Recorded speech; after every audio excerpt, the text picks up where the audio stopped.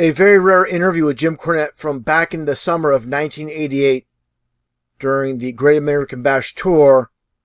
And during one of the stops, they ended up in Charlotte, North Carolina at the Memorial Coliseum, where Jim Cornette actually wrestled that night with Beautiful Bobby Eaton and Stan Lane as the Midnight Express in a handicap match against the fantastic, here you see Tommy Rogers and Bobby Fulton as well. And nonetheless, this is a very interesting interview with some behind-the-scenes footage from the parking lot. Here you see Dusty Rhodes with Magnum TA. And also, of course, back in the 80s, it was a much different time where you hear the fans chanting certain words that would definitely not be put out on TV today. And that gets into Rip Rogers and Jim Cornette, two good buddies. And I'll play a small portion of this from WCW TV, where Rip Rogers faces Owen Hart back in 1991. And this is definitely a different time, a different era, where things were allowed on TV that are not allowed today. And again, you'll basically get what I'm saying when it comes to things that were said and referenced here as Mr. Roper from Three's Company. Let's get right to it with what is stated during this interview back from 1988 with Jim Cornette in Charlotte, North Carolina. The beginning of a typical day at work for Jim Cornette as he heads for this night's wrestling match. You feeling froggy? Hop the fence, I'll take care of it. Hey, man. You know me. You know you love me. You know you love me. They love me. It's my public. I can't let them down. After 6 years in the wrestling business, all of them as a manager, Jim Cornette has certainly made a name for himself. Trouble is, you can't say it on TV. Do you know who Jim Cornette is? Yeah, he's an egg-sucking dog. He's a what? Egg-sucking dog. Very large in Canada. Yeah, that's where his family home is. And Owen is one of the more popular wrestlers out of Canada, I gotta tell you. He is big. They love him everywhere he goes. Whoa! They're hollering at Rip Rogers. And Owen making some gestures that I am not going to interpret for you. Whoa! Jim Cornette is the lowest life form there is. What's the matter with you? You look like you just stepped off a wedding cake. What's the matter with you? Look at that cheap suit. You might say Jim Cornette is to pro wrestling what John McEnroe is to tennis, which is only appropriate since Jim's trademark is a tennis racket that he always carries. There is another side to Jim, though. Now, Jim, you're not going to beat me with that thing, are you? No, I'm not going to hit you, John, but I'll tell you now, I'm used to playing with McEnroe and guys like that, so, you know, your talents might not be up to my standards, but I'll give you a good... Take Jim Cornette away from the screaming fans and the action in the wrestling ring. Here we go. And you find a fella who's easygoing. That was out. Out. Try it again, John. It's okay. I got patience with you. He's cordial. John, your legs remind me of when I played Chris Everett.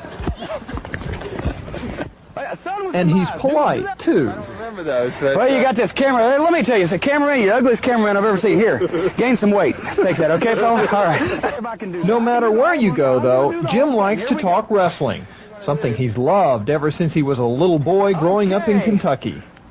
And as a hobby, I started doing some publicity work and some promotion for the promotion that was operating in Kentucky, where I'm from, and that led to meeting some of the wrestlers. And once that I had met some of the wrestlers and gotten to know them, then I thought of the idea, should I be a manager? Because I wanted to do something participatory, but I didn't want to get my head beat in every night, because that's not going to get it all.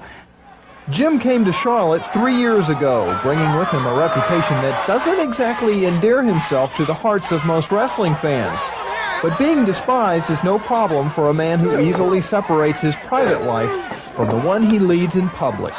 My friends are my friends, my enemies are my enemies, and people that just don't like me that I don't even know, well, hey, it's not, you know, that's not my fault. Like I said, we do what we want to do, and a lot of people like it. A lot of people don't. You can't please everybody all the time. It's at ringside that Jim really shines, and although he is the object of a lot of boos and hisses, he is the center of attention. Oh, it's ego gratification, being a household name in a lot of places. Of course, garbage is a household name too, but it's ego gratification. It's also very profitable. It's also a sense of achievement. When you win a match, you win a title, you win something that only a few other people have ever held before. It's a lot of different things. Bottom line with Jim Cornette, when you keep a positive attitude about things, even when you lose, you still come out a winner.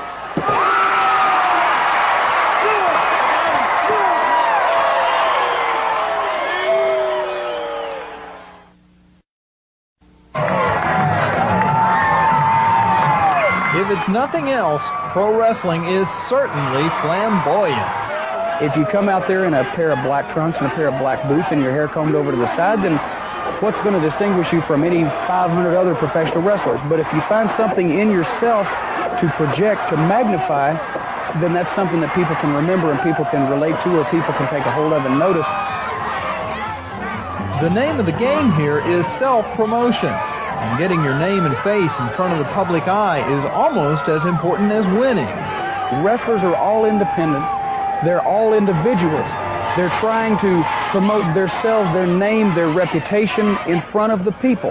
You have to win matches to draw crowds. You have to win matches to make money. You have to draw crowds to make money. It's all interconnected, and the bottom line is nobody's going to go see Arnold Fenster wrestle, but a lot of people are going to go see the Midnight Express and Jim Cornette wrestle because they know who we are.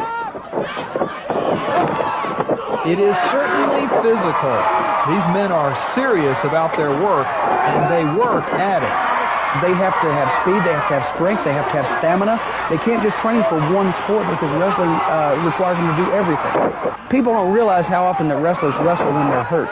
When they've got a cracked rib, I've known guys to wrestle with a broken hand, even a broken leg. There's no question that there's not much love lost between many opponents in the ring, and while some of that may be more for the benefit of the fans, some of it goes much deeper. You got to realize this is a very lucrative business financially, and also it's egos and it's tempers and it's rivalries. Almost everybody in wrestling has had at least one guy that they really could not stand and wanted to see rid of one way or another, and didn't matter how. And there's a lot of guys that's not as nice as I am in professional wrestling too. There is, though, a camaraderie among wrestlers, friends and rivals. When popular star Magnum TA had his near-fatal car wreck, it shook up the entire wrestling community. It made everybody think that it can happen to anybody at any time, and I don't have anything against Magnum. We wrestled. My men wrestled against him a lot, and we had a rivalry going, but I don't wish anything like that to happen to anybody, and I hope that one day he can get back in the ring. Whether you agree with it or not, pro wrestling is a part of our culture. Few other endeavors elicit such an intense emotional response. And from a ringside perspective, there's no doubt about the best part of it all.